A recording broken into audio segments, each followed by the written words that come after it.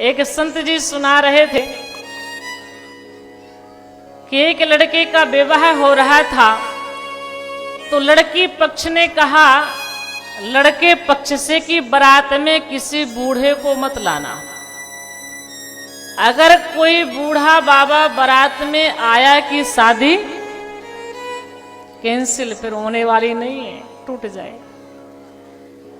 अब सब लड़कों ने कहा आप तो बिल्कुल निश्चिंत रहिए, कोई भी बूढ़ा बारात में नहीं आएगा, सब बढ़िया युवा पीढ़ी के लड़के जाएंगे। सब तैयार हुए बारात में जाने को। एक बेचारा बूढ़ा बाबा था, बोला देखो मुझे तुम्हारा विवाह देखना, मुझे ले चलो। लड़कों ने कहा अरे तुम कैसे जाओगे, वहां लड़की पक्ष ने स्पष्ट मना कर दिया है कि बारात में बूढ़ा नहीं आना चाहिए। तो कहां से तुम्हें ले जाएं, घर में रहो यहीं पे।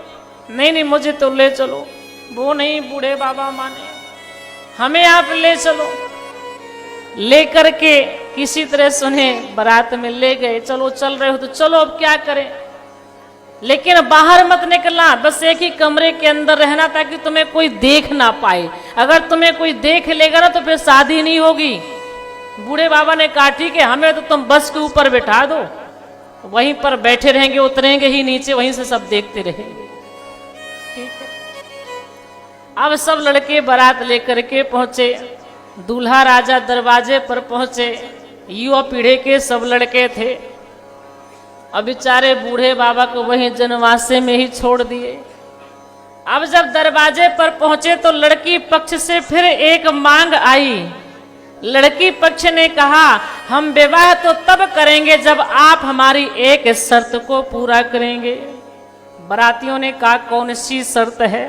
लड़की पक्ष ने कहा हमारे यहाँ गांव के किनारे से एक नदी बह रही है, इस नदी को जब आप सब बाराती इस नदी को दूध से भर देंगे तब हम अपनी बेटी का विवाह करेंगे। अब ये सब लड़कों ने सोचा इतना सारा दूध कहां से लाएं कि नदी भर दें, ये तो बड़ी विडंबना है।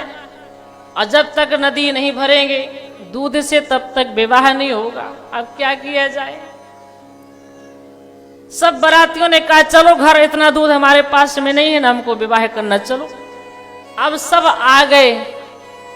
जब जनवासे में आए तो बूढ़े बाबा ने पूछा विवाह हो गया? वो लड़के बड़े नाराज, तो वैसे ही थे और नाराज। हमने तुमसे कहा था तुम्हारे साथ ना चलो, नहीं माने चले आए। किसी ने तुम्हें देख लिया है तभी तो दूसरी शर्त रख दी उन लोगों ने। अब वो कह रहे हैं कि इस नदी को दूध से भर दो तब शादी करेंगे, बताओ। बूढ़े बाबा ने कहा ये बात है? बोले हाँ, वो सब कह रहे हैं कि इस नदी को जब दूध से भर दोगे तब विवाह करेंगे। अब तुम्हें बताओ बाबा, इतना सारा हम दूध कहां से लाएं?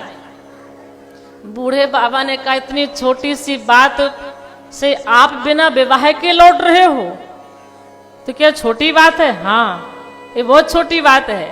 तो क्या करें? बूढ़े बाबा ने कहा तुम जाकर के लड़की पक्ष से कह दो दूध का इंतजाम हो गया है, कुछ देर के बाद दूध पहुंच भी जाएगा, इसकी चिंता ना करो, पहले आप नदी के पानी को हटवाओ। जब नदी खाली करेंगे तब ना दूध भरेंगे हम, पहले नदी के पानी को हटवाओ तो दूध भर देते। फिर सब बाराती आए, लड़की पक्ष में बोले दूध की व्यवस्था तो हो गई है, कोई बात नहीं, उसकी चिंता आप लोग मत करिए, पहले आप नदी का पानी हटवाओ तब हम दूध भरेंगे। लड़की पक्ष ने कहा हम नदी का पानी बाद में हटवाएंगे, पहले ये बताओ कि बूढ़ा बाबा कहां बैठा है, क्योंकि ये तुम्हारा विवेक नहीं है, तुम्हारा ज्ञान नहीं है, किसी बूढ़े का ज्ञान है।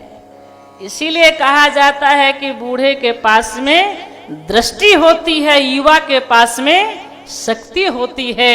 बूढ़े का होश होता है, युवा का जोश होता है, और जब दोनों सामंजस्य बनाकर कोई कार्य करते हैं तभी कार्य में सफलता मिलती है।